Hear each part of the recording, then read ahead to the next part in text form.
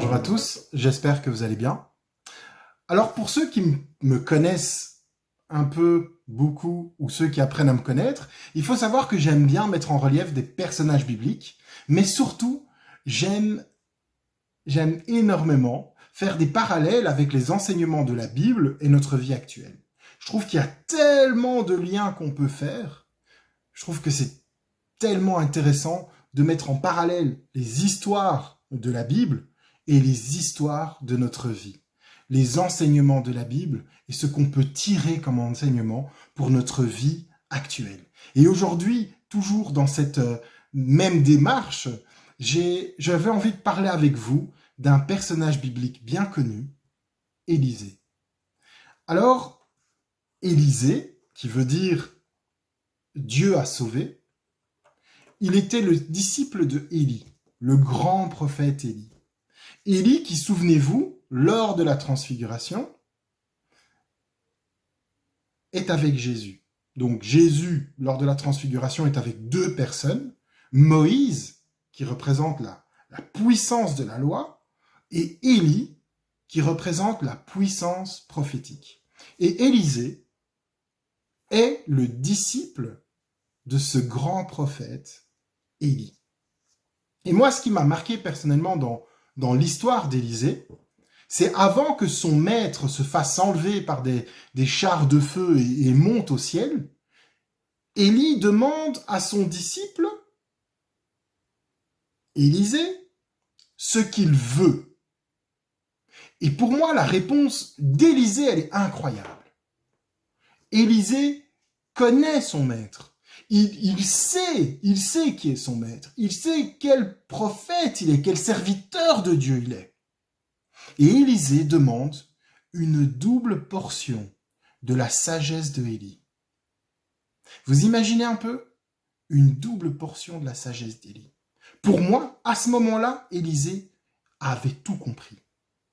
Parce qu'il ne faut pas oublier qu'il va exercer son ministère, enfin, il exerce son ministère, Élisée, dans une époque trouble, dans une époque où Israël est idolâtre. Et demander une double portion de la sagesse de son maître, eh ben ça va bien lui servir. Ça va lui servir tout au long de son ministère de prophète.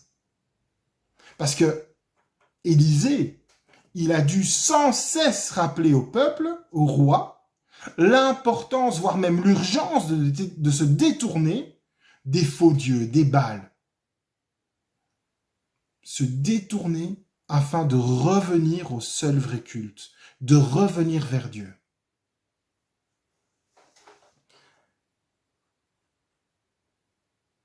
Et on peut voir, quand on lit dans la Bible l'histoire du ministère prophétique de Élisée, que son ministère est marqué par une série de faits surnaturels, comme des miracles, des paroles de connaissance. Mais surtout, le plus important, c'est quoi qu'il fasse, que ce soit une parole de connaissance ou un miracle accompli, ils ont tous été faits uniquement au nom de l'Éternel. Uniquement pour faire prendre conscience au peuple qui ne sont pas sur le droit chemin. Et j'ai envie de dire, là, voilà, je commence à faire un peu un parallèle. Aujourd'hui, nous devons prendre exemple sur Élisée. Le ministère prophétique, ou les ministères prophétiques, devraient aussi prendre exemple sur Élisée. Parce que le ministère prophétique n'est pas seulement de faire des miracles, de prédire l'avenir pour des personnes qui fréquentent les assemblées, ou encore de caresser les membres d'une église dans le sens du poil. C'est un ministère bien plus complexe, le ministère prophétique. Il a pour but, pour finalité, de ramener le peuple égaré vers Dieu, de ramener le peuple égaré à Dieu, en rétablissant la vraie doctrine, face aux enseignements hybrides, ceux qu'on aime entendre.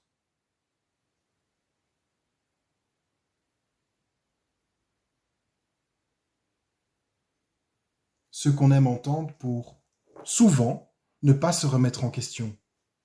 Ceux qu'on aime entendre, car ils vont dans le sens de notre nature corrompue. Parce que l'homme, malheureusement, n'aime pas se remettre en question. L'homme aime bien suivre sa nature corrompue. Et il est plus facile pour lui de suivre un enseignement hybride que de suivre l'enseignement tiré de la parole de Dieu. Aujourd'hui, j'aimerais juste m'arrêter sur un événement bien précis qui s'est déroulé pendant le ministère d'Élisée. On peut le lire dans 2 Rois 6, 8, 23. Alors, ce serait trop long, mais on va pas lire en entier ensemble ce passage, mais je vous invite vraiment à le lire chez vous. Mais nous, ce qu'on va faire aujourd'hui, c'est qu'on va uniquement lire du verset 15 au verset 17. Si je vous propose de lire le passage, donc les versets 8 à 23, c'est pour vraiment avoir une vue d'ensemble sur l'histoire qu'on va voir, une partie de l'histoire qu'on va voir aujourd'hui. Mais bon, voilà.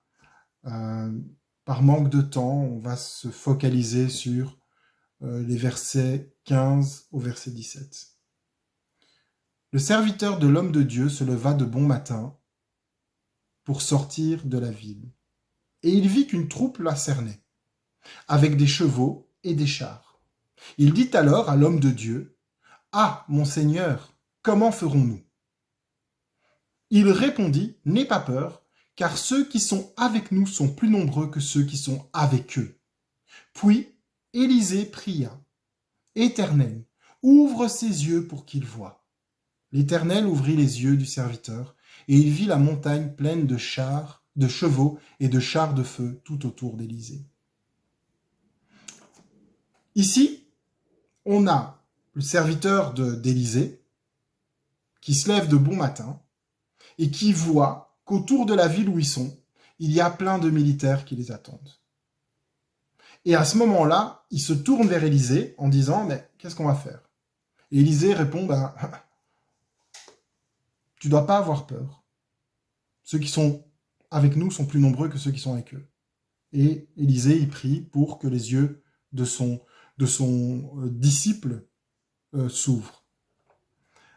Dans ce passage, on voit qu'Élisée se retrouve encerclé par une armée.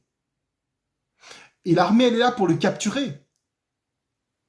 Et alors qu'à côté de lui, au verset 15, son serviteur est conscient de la situation, il ne voit pas de solution. Il dit, « Ah, mon Seigneur, mais comment on va faire ?» Et Élisée fait 2 choses. Verset 16, il rassure son serviteur. « N'aie pas peur, car ceux qui sont avec nous sont plus nombreux que ceux qui sont avec eux. » Et verset 17, il fait une 2e chose, il prie pour lui. « Éternel, ouvre ses yeux pour qu'il voie. » C'est une prière non pas pour que Dieu intervienne dans leur situation, mais pour que les yeux de son serviteur s'ouvrent. Et là, je me dis, mais c'est quand même incroyable. Mais c'est parce qu'Élisée, il sait que Dieu intervient déjà pour sa situation. Et il voit déjà l'intervention de Dieu. Et j'ai pas pu m'empêcher de faire un parallèle entre ces 3 versets et notre vie. En face d'eux, il y a une armée entraînée, une armée professionnelle, une situation humaine difficile, où on est limité, ou en tout cas où on est moins armé à répondre à l'attaque qui va se passer. Mais alors que nous sommes limités, Dieu, il n'est pas. Dieu, il n'est pas limité. Et il sait quoi faire dans chaque situation. Lorsque l'ennemi, il vous a encerclé, et que humainement, vous ne faites pas le poids, qu'il n'y a pas d'échappatoire, que tout porte à croire que vous allez vous faire écraser, sachez d'abord que Dieu ne vous laissera jamais tomber. Jamais. Nous n'avons pas un Dieu qui nous a prédestinés à la défaite. Nous avons un Dieu qui nous a donné la victoire. Par Christ, il nous a donné la victoire. Notre Dieu n'a aucun intérêt de nous laisser tomber. Quand tout vous paraît sombre autour de vous et que vous vous sentez acculé, vous ne savez plus quoi faire, que vous voyez autour de vous que la situation est plus que difficile, il y a deux façons de réagir. Soit comme le serviteur d'Élisée, il a vu de ses yeux la situation, on a fait une analyse humaine et on a déduit qu'ils étaient foutus. Ouais, qu'est-ce qu'on va faire? On ne sait pas quoi faire. Soit on peut réagir comme Élisée. Il a vu la situation. Il a fait confiance à Dieu. Avant de faire quoi que ce soit, lorsque vous êtes dans une situation difficile, voire humainement impossible, et j'insiste sur le humainement impossible, car ce qui est impossible aux hommes est possible à Dieu. À ce moment-là, tournez-vous directement vers Dieu. Demandez-lui la sagesse. Demandez-lui de voir ce qu'il a déjà mis en place pour vous, car il a déjà envoyé une solution. Mais surtout, ayez la sagesse de laisser Dieu agir. Si vous demandez à Dieu, laissez-le agir. Il ne faut pas demander à Dieu et puis essayer de prendre les commandes. Ça ne marchera pas.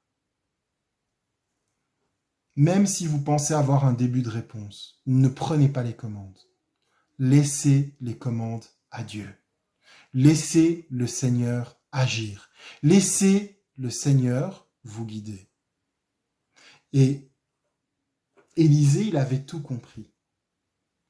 Il avançait non par la vue, mais par la foi. Il voyait avec les yeux de Dieu. Et c'est ce que j'aimerais en conclusion partager avec vous, ce que ce récit m'a apporté à moi. Ça m'a rappelé l'importance que nous avons aux yeux de l'Éternel, qu'il ne veut pas nous laisser entre les mains de nos ennemis. Et lorsque nous sommes face à une situation difficile, voire impossible à résoudre, mais la solution, elle est en lui. Nous n'avons qu'à nous tourner sincèrement vers lui et lui laisser les commandes, lui demander sa sagesse, lui demander sa vision.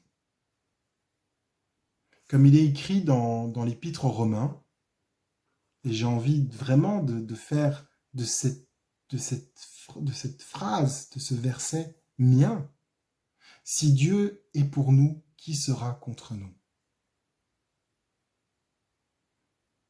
Nous devons garder foi et confiance en notre Seigneur, parce que c'est lui le seul libérateur.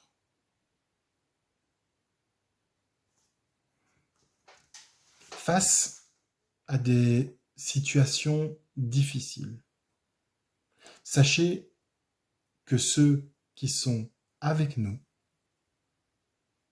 ils sont plus nombreux que ceux qui sont avec eux. Soyez bénis.